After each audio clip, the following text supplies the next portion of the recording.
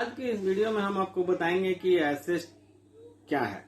जब हम बिजनेस को शुरू करते हैं तो उसमें हमें बहुत सारी चीजों की आवश्यकता पड़ती है। उसमें कैश की आवश्यकता पड़ती है, एक बिल्डिंग की आवश्यकता पड़ती है, फर्नीचर की आवश्यकता पड़ती है, मशीनरी की आवश्यकता पड़ती है और भी बहुत ऐसी सारी चीजें हैं जिनकी हमें आवश्यकता पड़ती है और इन सारी चीजों को हम एसेट कहते हैं। एसेट को हम दो पार्ट में डिवाइड करते हैं, करंट एसेट तथा नॉन करंट एसेट।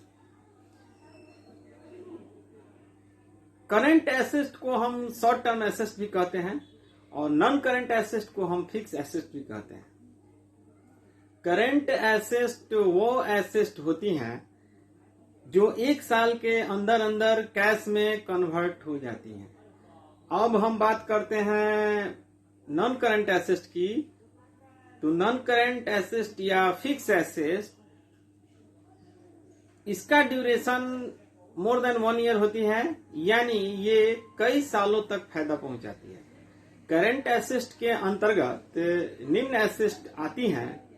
इसमें सबसे पहले कैश जो हमारे पास बिजनेस में है, cash in hand, cash at bank जो हमारे बैंक में है, करंट अकाउंट में है या सेविंग अकाउंट में है। उसके बाद अकाउंट रिसीवेबल, इन्वेंट्री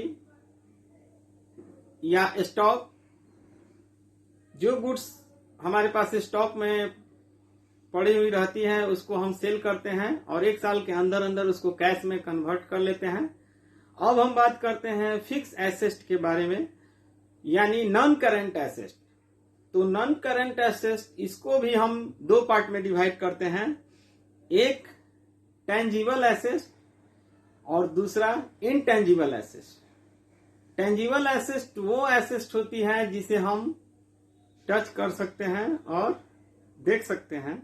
इसके अंतर्गत building, machinery, furniture, vehicles, plant इत्यादि आते हैं। और अब हम बात करते हैं इनटेंजिबल एसेट की, तो इसके अंतर्गत सबसे पहले गुडविल आती है, उसके बाद कॉपीराइट, पेटेंट राइट, ट्रेडमार्क इत्यादि